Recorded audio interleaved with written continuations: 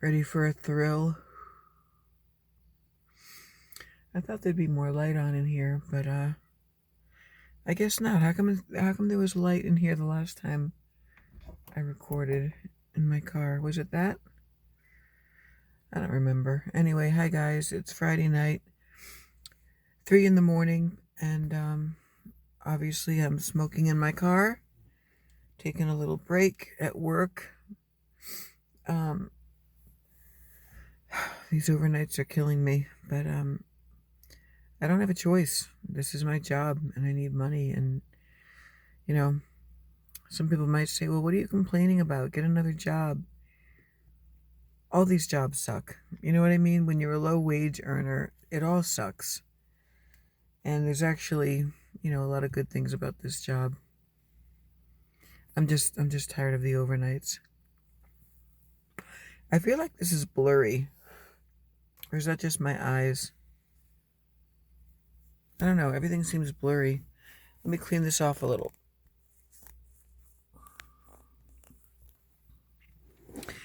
So today was very busy. I'll give you a little rundown of my day, even though it's probably boring to most of you. I worked last night, so I came home. I'm going to have to, oops. I'm going to have to open this door. Get my fucking act together. Maybe this is what I did last time. Yeah, obviously I need to keep the window or the door open so I can ash. Oops. The big event of the day was that I had a cardiologist appointment in a town a couple towns away from me. And, there goes my cherry. Oh my God. It's really one of those days. It seriously is. I dropped my favorite lipstick down in between my seats and I couldn't retrieve it. Lost a pair of sunglasses. So I came home this morning from work, fed the cats, laid down for like 2 hours, got up, took a shower, was kind of late getting out the door to go to my doctor appointment. So I was late in getting there, but luckily he was late in getting there too. So I really like my cardiologist. I know you don't have to like a doctor, but it's nerve-wracking for me to go, especially considering like my weight and my health conditions and stuff. And I sometimes, don't want to be lectured by a doctor, but that's all a matter of perception. They don't really lecture. They do their job. Look at this. I can't even. That's clean laundry in the back of my car. I did it at my son's house. Because after the doctor appointment, after I took myself out to a nice lunch, I went to visit him to look at his garden and his sunflowers. And I'll show you in a minute the oddly shaped tomatoes he gave me to bring home. So, yeah, I went to the cardiologist appointment. And his nurses were really nice. The staff was nice. The receptionist was great. Of course, the first thing they did was put me on the scale. She was very kind about it, though, because she saw my face and she goes, "Oh, we don't have to, by law, we don't have to weigh you. You can just tell us, did you weigh yourself this morning?" I said, "No, I know what I am, but, I want to actually see how I'm doing right now on your medical scale." And I gained 4 pounds. I'm so huge right now, it's like, I don't even want to say it. It really depressed me today. It really caused me to hit a very big dip in mood. But I talked myself out of it. I refocused. I reprioritized. Hung out with my son. Ate pretty healthy today. Just gonna get my head back in the game. 4 pounds can be lost in a week, and I can just get back to where I was. But I'm still morbidly obese, and people say I'm attractive and this and that, and that's great. That's wonderful to hear. I always appreciate it. I don't think I'm ugly, but I hate my body. I hate how it feels. I hate how it feels to be obese as you get older. It makes everything hurt. It makes you tire easily. These are no good. He told me to quit smoking, and I said, I understand. I really do. It's a stupid habit. It's dangerous. It's expensive. It's dumb. When I'm done with these last couple packs, I really am going to quit. So sorry, smoking fans. You'll have to watch me for some other reason, or watch someone else, which I understand. Trust me, I do understand fetish needs. I have my own. They don't get met, but I have them. That's a story for another time, which I won't be telling. So, yeah, anyway, they did the quick EKG. He listened to my heart and lungs. He looked at my swollen ankles and feet. Told me to go on a low-calorie, low-sodium diet. He's old-fashioned. He's old school. He goes, you can do low-carb if you want. I know you lost 20 pounds on it before, but obviously it came back. And that really disappointed me, because I last saw him for heart palpitations and like arrhythmias back in 2018. And I weighed 271 or 270, lost weight down to 250, was very excited to go back to him, but I had to reschedule and I never followed up. And then like a year went by and I proceeded to gain it all back. And as of today, I'm like 276. It takes my breath away to say that number. You know, I had been holding at between 220 and like 245 for years, and that's fat too, of course. But as I'm creeping up the scale now toward 300 and toward where I was before I had my weight loss surgery, you know, my highest weight being like 295, it just kills me that all that time and money and energy and, you know, spent on losing weight via surgery, which the doctor reminded me today, you know, is not a cure, it's just a tool. And it's been a long time. It's been, what, 19 years? I got it in 2001. This month, August 23rd, 2001. And I lost about 89 pounds or so. I got down to like 202, which is still obese, but I'm 5'9", or at least I was back then, and I looked really good. I was in like a size 13, 14, you know, a size extra large in Old Navy, or a size 1 in Torrid, and like I looked good. And then my, you know, my personal acceptability weight is like 222, 224. I always would let myself get up to that amount and then never get an ounce over that, because anything near 230 was gigantic to me, and then 240 was ridiculous, 250 was crazy, 260 was insane, and now I'm in the 270s, almost 280, and I'm like, I gotta fucking do something, y'all.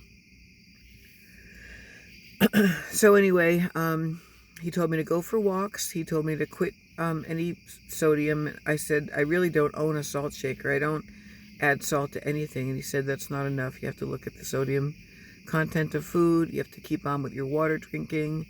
Take a over-the-counter diuretic. He said, I'm not going to prescribe you Lasix or a strong diuretic. He goes, I'm not going to give you Vyvanse or some kind of appetite suppressant. He goes, I'm not going to put you on a statin because I've got slightly elevated cholesterol. He knows I'm on metformin for my blood sugar. My A1C was high. And it's like I'm a mess, you know. So I'm going to go back in a week and get fitted for a 1-day Holter monitor. I'm going to get a nuclear stress test. I can't do the regular treadmill one because my back hurts too bad.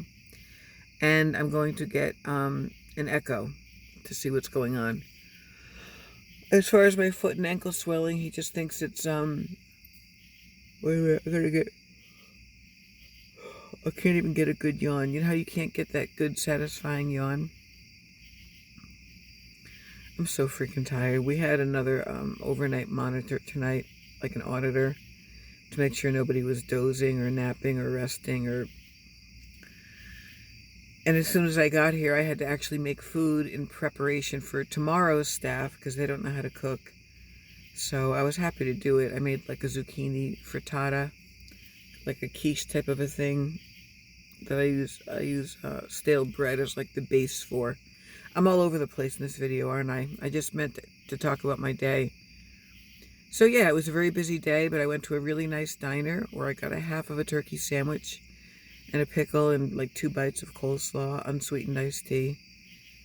Tried to come up with a real plan for myself because I want to lose a bunch of weight by my birthday. I don't like to make goals and talk about them without actually doing it, but hang on, let me put this out. From now till May is what, 7 months? No, it's 9 months. I can get to my goal in 9 months. I can lose 2 pounds a week. Anybody can do that, right? Even at a pound a week, that would be amazing. I just don't like how my body feels. I don't like feeling heavy. I don't like feeling slow or like it makes me feel old. I mean, I am old, but I don't want to feel old or look old. So I'm a little depressed, but I'll be all right. At least I know what the actual doctor scale says. I'll weigh myself on mine tomorrow. I got a lot of compliments today walking in there with this mask, my blingy mask. Isn't it fun? Total bling. And then at the restaurant, the hostess was like, "Oh, you look so beautiful all in your blue." And I wore like these long blue feather earrings today. I wasn't wearing this. I was wearing something nicer. I always try to dress up a little when I go to the doctor. But I know what I have to do. It's just a matter of doing it. It takes discipline. I got to keep a food journal because apparently I'm eating calories that I'm not aware of. He said to get a bunch of small food containers and start measuring out portions of food and weighing it. Shakara Transformations is a very strong believer in consistency in diet and weighing and measuring things because we don't always know what we're eating or how many calories. And the cardiologist also said to me, if you're going to do low carb, you have to stay on it. Like, you can't do half-ass low carb. Because if you're going to eat all the animal proteins and fats and things like that, and then add sugar on top of it, you're actually making the situation worse, you know? Low carb is only good when you're really just not eating carbs, you know? Duh. So anyway, my son gave me this tomato. It's shaped like a bum, or a heart, or a pair of boobs. It's a nice, big, juicy, very heavy beefsteak tomato. And then this one, it's like one tomato. This must weigh about 2 pounds. It's one tomato, but it's like 3 in 1. It's like conjoined twins. So this part's ripe, and then the green part has to get ripe. It's like so pretty. I think this is an heirloom tomato. And he gave me some bananas. Of course, he didn't grow these, but he says, Dad buys too many bananas. So, you know, I love the smell of a ripe banana. I'll probably wind up making banana bread with that, which I'm not supposed to be eating, but I love to cook. I love to bake. That's another one of my problems. Oh my gosh. So yeah, I went home. I went to his house and I hung out, did some laundry there, and was cordial with my ex and everything. We're pretty decent friends. There's no animosity, but there was some rough, bumpy moments in that marriage, let me tell you. All we really had in common was a very healthy sex life together, which I miss, to be perfectly frank, at 3 in the morning on a Friday. So I'm going to go back in, and I'll be dealing with the folks around 6 o'clock, and then I leave at 8, and then trust and believe I'm going home and I'm hitting the sack, and I'm hitting it hard, and I'm going to sleep like 6 to 8 hours, because then I work again tonight and Sunday night. But then next week I only work about 24 hours maybe. I'm taking a couple days off. I've got a date in the city. That'll be fun. I'm tired, guys. I'm sorry. So, yeah, that was all I wanted to talk about, I guess, for today. And I will be back on later. Thank you for listening. And peace out. From your favorite chubby friend here. Alright, I'm going to sleep now. No, I'm not. I'm going to work. Talk to you later, guys. Oh my God, 15 minutes of just absolute, all over the place randomness, rambling. The random ramblings of a sleepless, overworked, underpaid person. There were some other things I wanted to talk about, but my mind is blank. Alright, talk to you later, guys. Bye.